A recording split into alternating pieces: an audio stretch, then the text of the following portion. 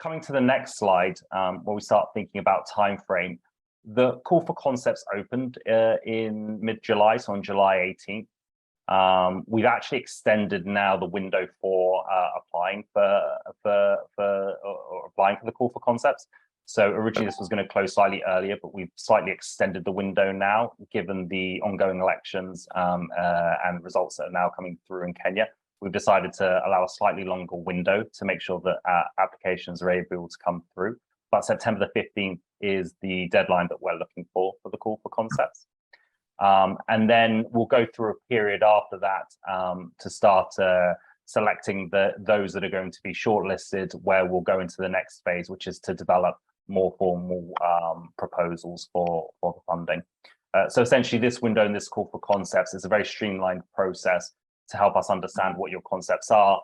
And then starting from October, moving into November and December, that's where we'll be investing time to develop more detailed proposals, really setting out the pilots that are going to be started into next year. Our expectations is that come February next year, we'll have selected between 3 to 6 pilots to be awarded the funding, with a view that contracting can begin in March, with pilots kicking off in April. So I'll just take a pause there. Amanda, is there any question that you would like me to address from the chat right now, or should we hold off until the end of the sort of the presentation and move into the Q&A?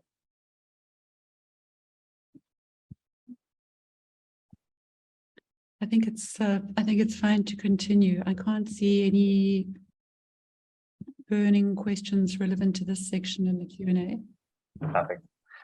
Perhaps then let us move on to the next slide then to the really sort of details out the application process, particularly for the call for concepts.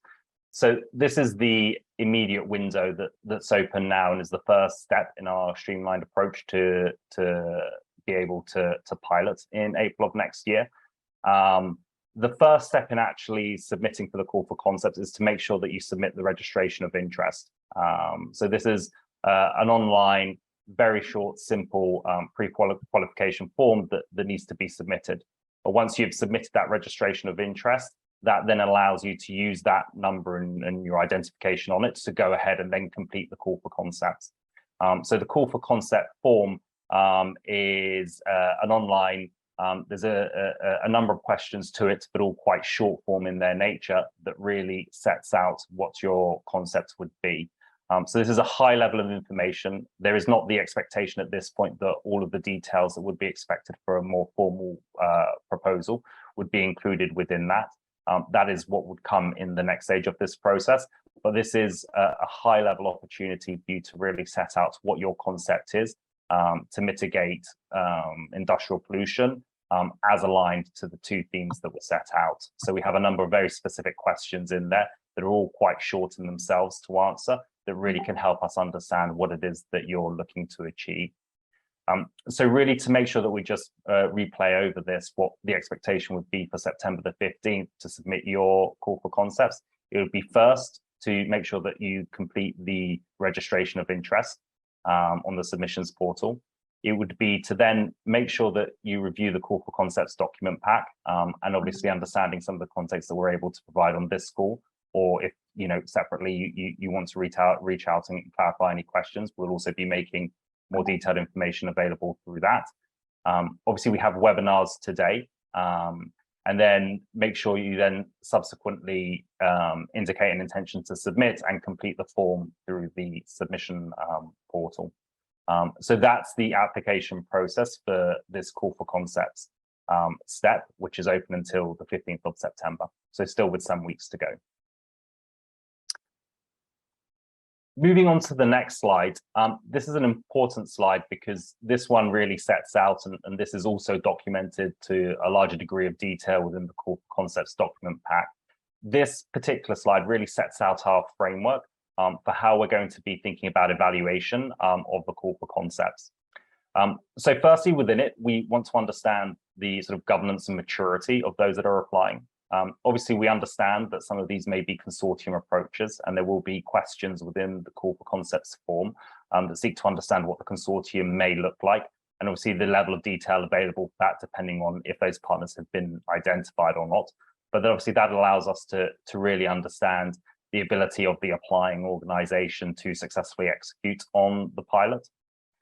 Secondly, we're going to be thinking about the alignment to SMEP.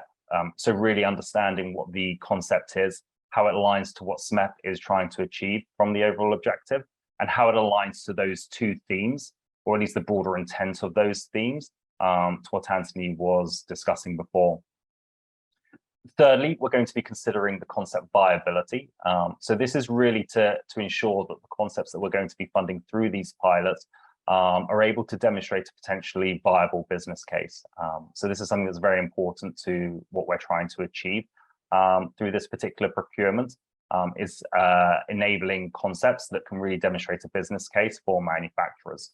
And that's something that we're going to be looking at when we're assessing the concepts.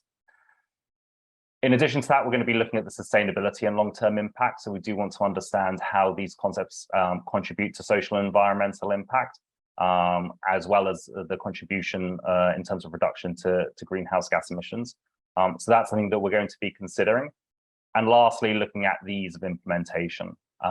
So considering that we expect these pilots to be kicking off in April, we want to make sure that there's a pilot here that can be developed and advanced with a view that come April of next year, we're able to set up and implement the pilot and make sure that we're able to anticipate the sort of risks and mitigants to those for successful implementation of the pilot. And so that at a high level is our framework. Fuller details of this framework are provided in the document pack and can be referred to. And this may help guide some of the answers that you're putting to place in the form itself. Lastly, we do have a slide here considering gender equality, social and inclusion, so GESI. That's something that's very important to us.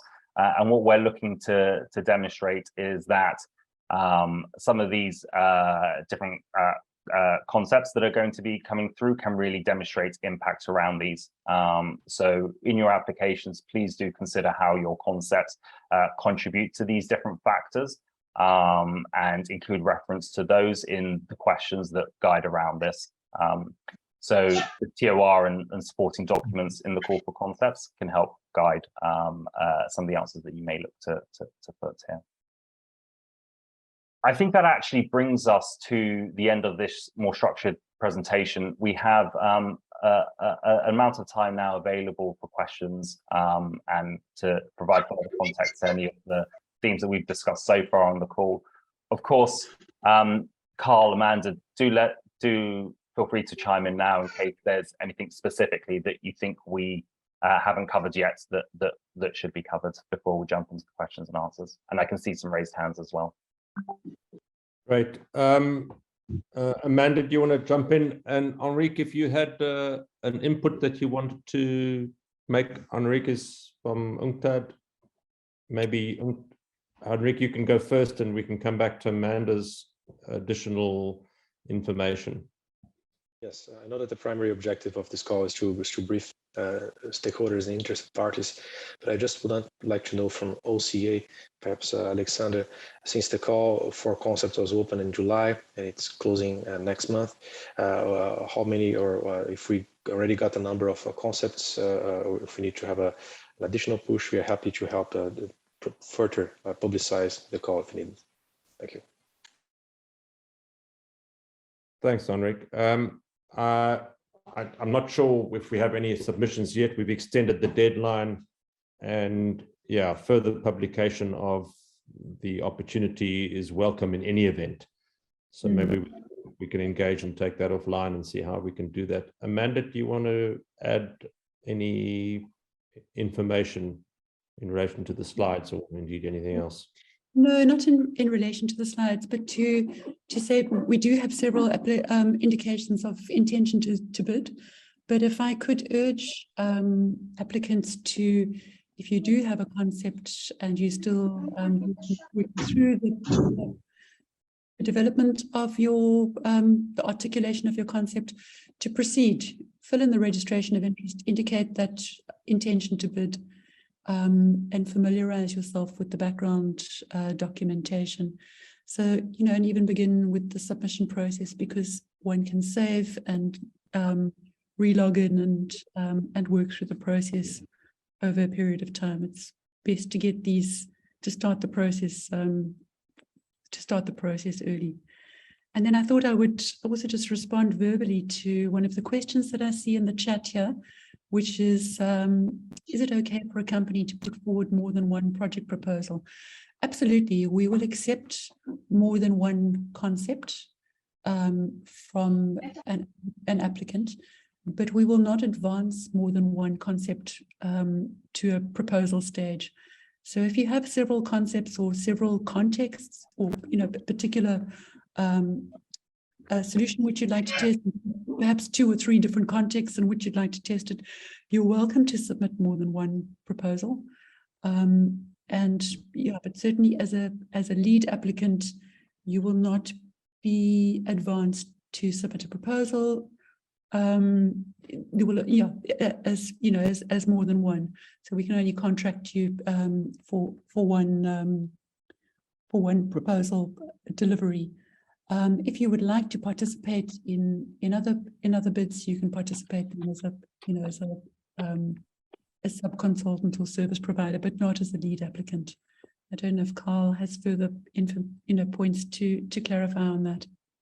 Yeah, just to confirm that you can be a lead and just understand what a lead is. It means that, you know, we're not looking for people who will on-grant money. The lead is the person or the institution that is leading the consortium, and they have an active role to play. But we understand that you may not have all the skills or indeed all the capacity to engage on every aspect of delivery. So you may be in a production facility in association or in consortium with a technology provider and a university or research institution, for example, and you play different roles in the program.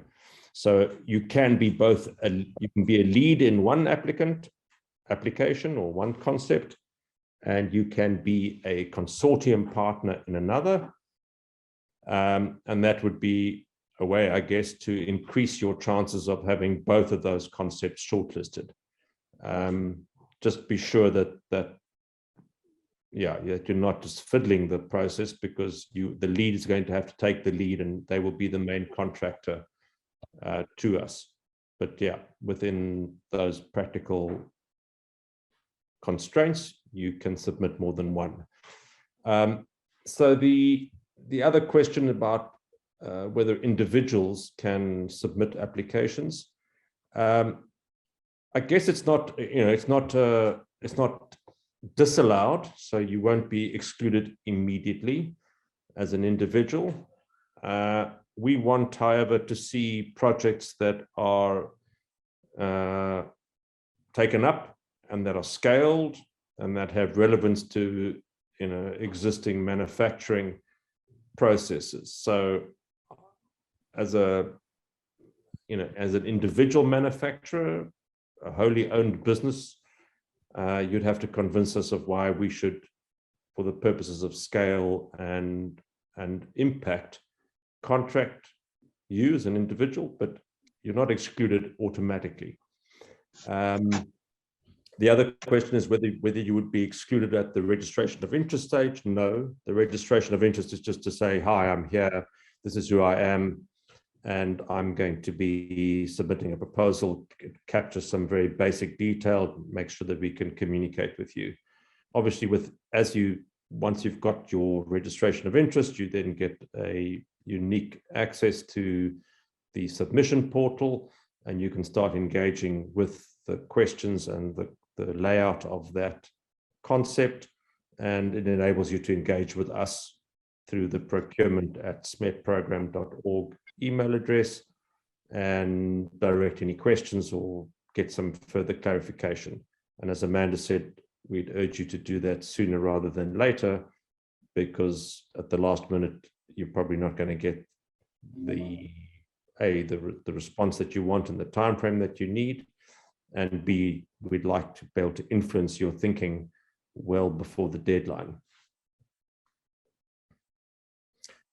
We will share all these links and the links to the website to everybody on this call.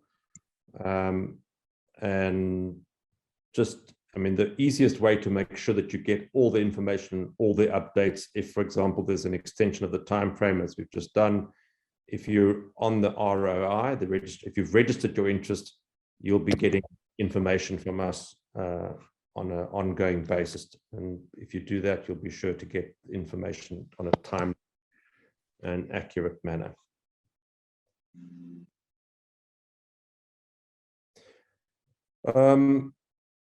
Anybody else want to respond to any of the questions that are up here now?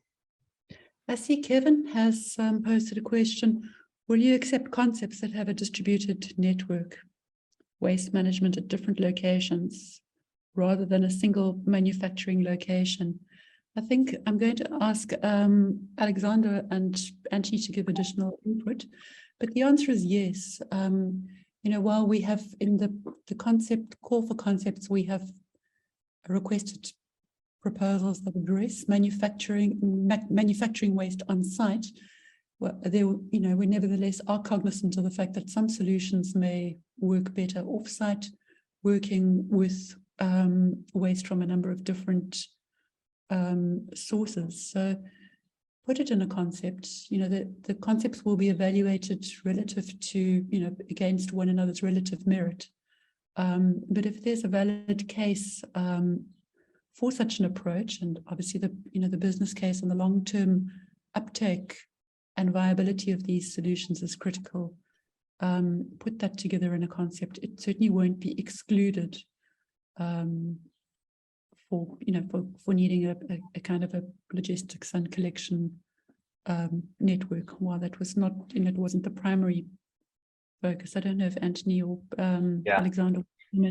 Exactly. No, fully agree, Amanda, with what you've said there. That distributing. So, for instance, collecting waste from a manufacturer, processing it in a different location.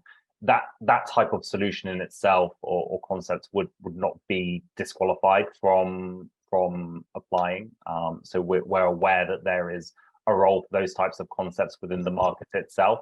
I think in terms of alignment to the themes, there's probably a slightly stronger alignment if some of these solutions can be applied in the location of the manufacturer, with a view that those outputs from the process are kind of recycled back into the industrial process. That may speak slightly more strongly in terms of alignment to the themes that we're looking at. But equally, you know, if the concept or the idea may in itself have stronger merits elsewhere, such as on the business case aspect, because of what you're able to do in an off-site location and generate other outputs from it, then that is in itself something that would be considered. And as such, you know, for that reason, if you feel that you have a strong concept, we would urge you to apply. So yeah, hopefully that's useful context between both answers from Amanda and myself. Thank you, Alex and Amanda. Just Kevin, there's a big difference, of course, between off-site waste management from an industrial process and, you know, waste pickers collecting plastic or other pollutant material in the environment generally. So the former is more likely to is absolutely fine. The latter is we're gonna have to take some convincing. We want to turn off the tap. We don't want to deal with the consequence exclusively. So, you know, you can, I mean, the other point about your concepts is that you're very welcome to pop in an email before you fill in a concept. This is what I want to do. I have a whole bunch of waste pickers who pick up plastics in Mombasa, and we'd like to do X, Y, and Z in a 3-paragraph, and we can tell you whether we think that is squarely within our remit or not. So feel free to engage with us. Abraham, your question about whether PhD students to work on research or piloting projects as part of their thesis work, absolutely.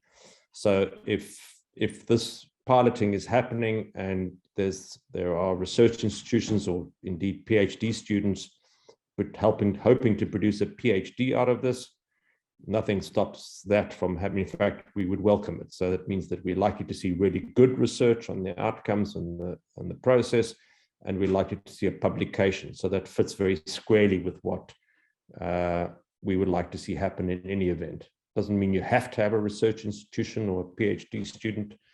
We would find other ways to publish your outcomes and results if that wasn't the case. But yes, absolutely, you could include that as part of your costs.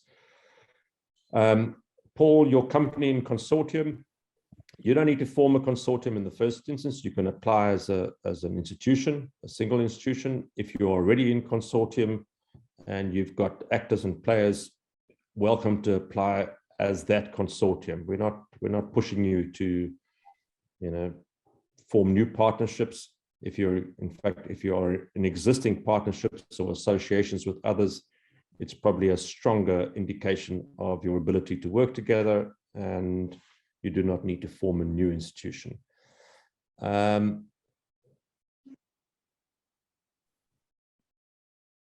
Anybody else want to pick up on a question?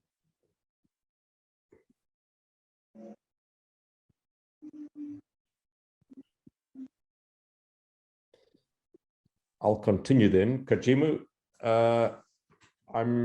you're going to have to look at that format once you've done the expression of interest and you've had a look at the documentation. You can scroll through and see what the format is. It's partly development aid, so it wants to know, a whole bunch of detail about the outcomes and the impact that you're hoping to achieve. And then because it's a large amount of money and it's public money, we want to know that you can manage it and do so effectively. So the format of that is both you use an institution, why this is a good idea, how proven the technology is, what the chances are for this to be taken up at scale, and then more or less what your cost and your process is for getting it going. And to examine some of the risks, is there a regulatory or indeed a licensing risk, as asked earlier, and how we're going to overcome those. So this is you making a compelling case as to why public funds should be spent on getting this idea into market and proving it. You'll appreciate that this, the initial kind of thinking, and because this comes from the Research and Evidence Division, the idea was that SMEP could fund research institutions, essentially universities mostly, to come up with new ideas and then take those ideas and see if they can find a market where they might have relevance. Sorry, someone hasn't muted. A very delighted child in the background, I think. Children are not able to apply because they have to be over 18. So that's a small joke. To come back to my point, I got a bit distracted. The idea with this call is slightly different. We instead of starting with the research, which might be at kind of readiness level 0 or 1, we thought, let's engage the private sector and companies and or technology providers and or people in industry who have already started cooking an idea, or at least have the option of introducing an existing technology, maybe applicable or working in India, and introduce that technology into East Africa. So we want to get a little bit to the coalface and go down the value chain of kind of normally how an idea would go from concept to scale, and pick it up somewhere in the middle and find people who have an opportunity to use some public resources to do something which hopefully they've been thinking of doing or been wanting to do for some time. So we're trying to leapfrog some of the initial ideas, and given that we've only got between 18 and 36 months to see the project to fruition, we don't think we're going to be starting in the laboratory. I might be wrong, and if you've got a laboratory idea which you think is worth funding, don't please put off. But that was the thinking behind this particular project. There are 12 messages below the one that I've just dealt with. So Amanda, Anthony.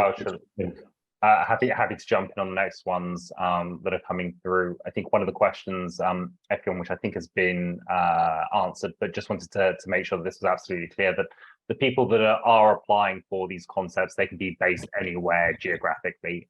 So we could have people applying anywhere in the world.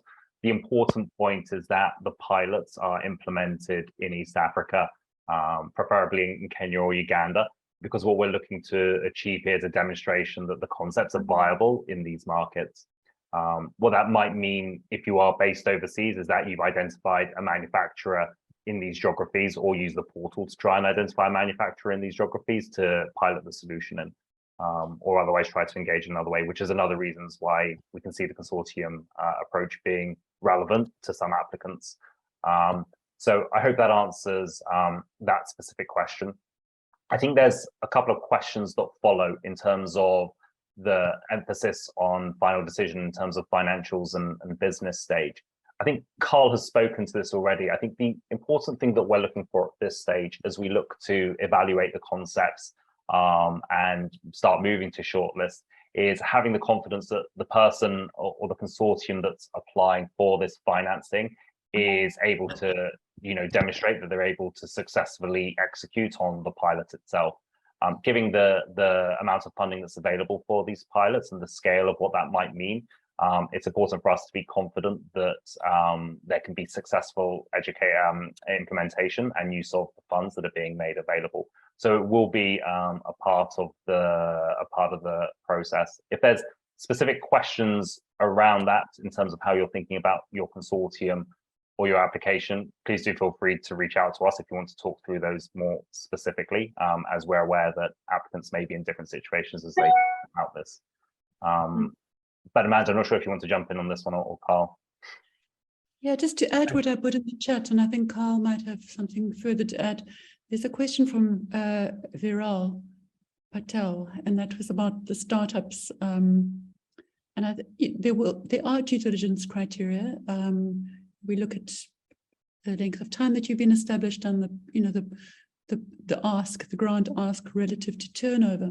So it may be that your startup falls short of those criteria, in which case it may be a good idea to work with the consortium and work with the lead applicant that meets those due diligence criteria from a potential governance perspective. And then in terms of the concept application, we like to see some thinking about the overall long-term business case for the concept. But at this stage, it's a light touch application. We just need to see some logic and thinking at this point as well. Thanks, Amanda. Wilson, your question. We are assessing the lead applicant. So if an individual is the lead applicant, it's largely irrelevant other than that they have some credibility that they work for a larger institution. And you can't, as the lead applicant, submit, for example, your employers or the institution that you have a connection with details in respect of the due diligence. So if your institution, in this case, the university, is the applicant, great. The university's due diligence is the institution that must pass due diligence and will ultimately accept contractual responsibility. To be frank, to pass the due diligence as an individual, you're going to have to show that this is your bread and butter, that you've got a track record, that you've got a history, and that you have some resources and an ability to manage those resources, and that as an individual you employ accountants and other people. This is public money. Even at the lower end of the scale at 250K, that's a serious amount of money, and public money doesn't drop into the hands of individuals very easily. You'd imagine FCDO and others are hard pressed when accounting to their taxpayers. Who gets money? What are they doing with it? Is it trustworthy? Is it reliable? It doesn't mean that you have to be, one of the 4 big accounting firms in order to receive money from us. We've contracted startups and relatively young organizations, But there is a certain amount of risk in doing so, and we will have to be able to address those risks. So generally, you know, in all of our contracting under SMEP, we haven't yet contracted an individual. We would contract institutions. And of course, the individuals that are working or driving the application are important, and their CVs and their experience and their ability to make this happen are important. But the institutional criteria are generally about institutions and how they function. So the question from Rutaro, whether we would consider concepts that have already, you know, seen some implementation or that are already underway, absolutely. And that you want to scale them up, and maybe what you want to prove here is the ability to scale, or there might be some regulatory or other issue that needs to be overcome before they can scale, and piloting how that might happen or what it might look like. So absolutely, you know, the ideal applicant here is one who has a proven technology, who has a really strong business case, who has the institutional background, but just can't quite get over the hill, and public resources will get them over the hill. And then we will see over the next 3 to 5 years, massive uptake of that particular technology in a particular sector or industry that will solve a intractable, or not intractable, will solve a manufacturing pollution problem, and at the same time create jobs, and at the same time deal with a whole bunch of other co-benefits in terms of developmental challenges in the country that's targeted. So given that that's the perfect applicant, you know, we will go with anything along that deliverable, to that value chain towards reaching that objective.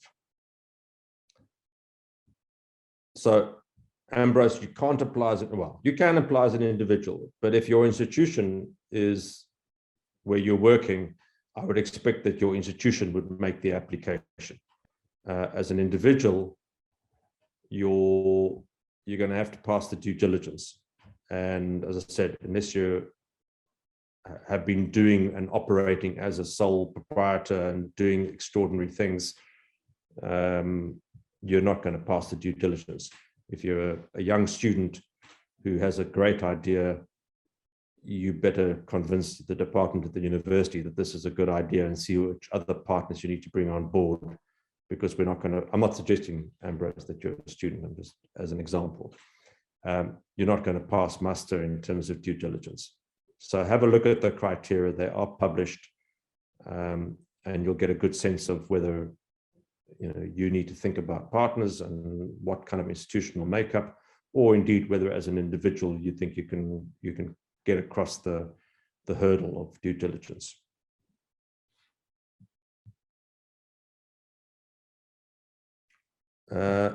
We are 13:04. We're happy to carry on a little bit. If you have other things that you had to be doing, please don't feel terrible about excusing yourself. But while we've got new questions coming in, and we can continue to answer some for a little while. Amanda or Alex, anybody else want to address an issue?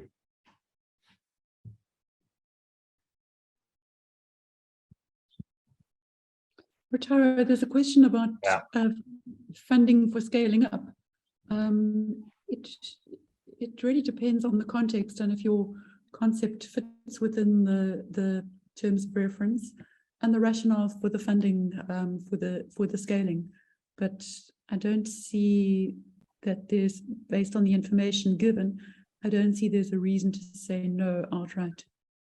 Yeah, exactly. That's a good one to pull out, Amanda. That I think here it needs to be clear for us, I think, in the call for concept submission that you put forward, as to how funding will enable you to pilot the concept in a new way that's going to bring real additionality to demonstrating the technology or the business case that it is looking for you to achieve. So, for instance, if you're early stage or involved in, a parallel aspect of waste streaming with a particular technology, and you could use this funding to enable you to test that technology in a new sector or to help demonstrate a business case with a new type of client, then I think that would speak well to the concept. I think the important aspect is really making it clear in your submission how this funding and how this piloting of the concept will really enable you to, it speak to align in terms of demonstrating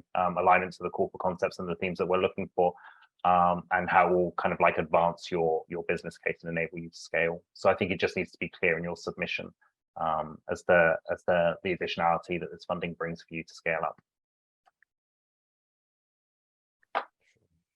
I mean, just to reflect on that, the one thing I didn't mention in the perfect applicant is, in addition to all the other things I mentioned, they would probably have some skin in the game.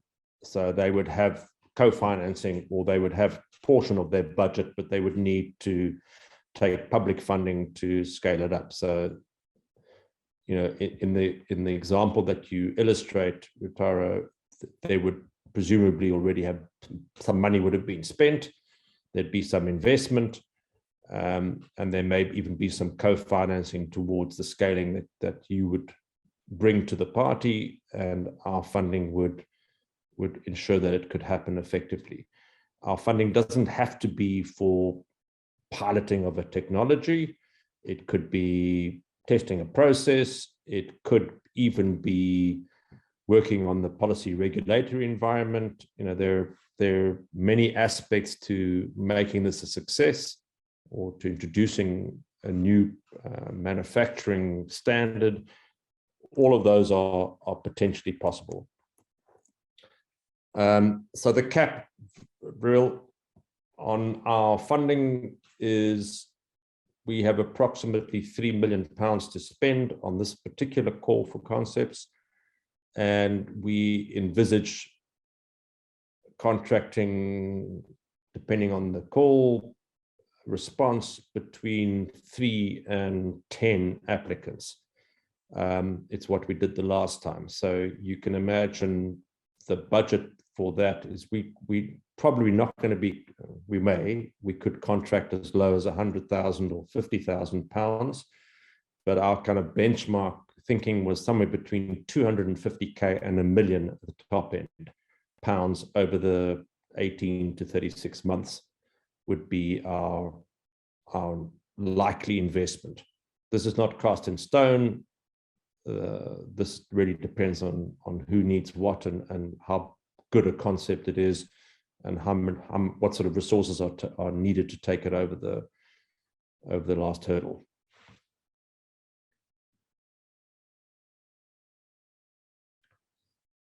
Great. I think we are ready to wrap up, unless there is anything else that anybody else would like to say. You've got the details for Amanda and Faith or for Alex, and you are welcome to engage with us and ask your questions. We'll be publishing, there was a previous webinar and we published questions and answers. We will provide additional information, and welcome that you can simply, even if possibly, pick up the phone and have a quick chat to one of us to get some clarity on and get some direction. Part of Open Capital's role is to support this early market engagement. Part of their role is to have done some of the work looking at the market and seeing its potential and where certain applications might have legs. And they are there also to provide support and advice as we get to the full detailed proposals. So we're here, we're available. Some of us are relatively smart and know something about your industry, or may know something about your industry. And even if we don't, we'll give you a sense of what we think of the concept that you're considering. to give you some guidance. We understand that there's effort involved in doing this. We understand that the people that we're looking to target are generally not looking for public funding. And we want to make it as easy as possible for them to engage with us. And we think where public funding can really help lift everyone's game. Okay. Amanda, Alex, anything final before we wrap up? Nothing from my side. Just to reaffirm that to Carl's points, we're very much available. So please do use our email addresses if any clarifications are needed or further questions emerge. But yeah, thank you, everyone. Amanda? Just to say, we'll be following with the mailer with the making sure that you've got all the links, and following soon with some very useful market assessment documents that have been produced that give some really useful additional context.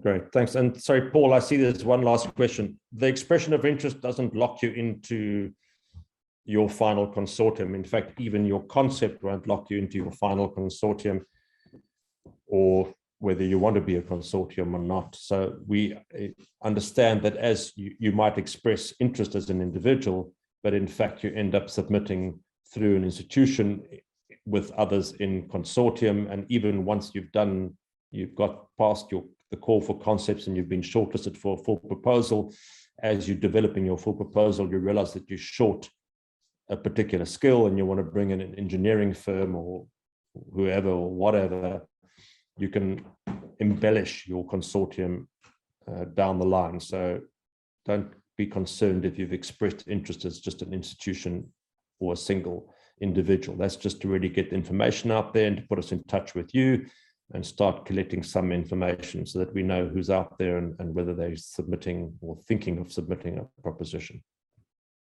All right. Thank you, everybody. Look forward to reading your concepts, and please, reach out to us. Don't be shy. We're happy to engage. That's our job.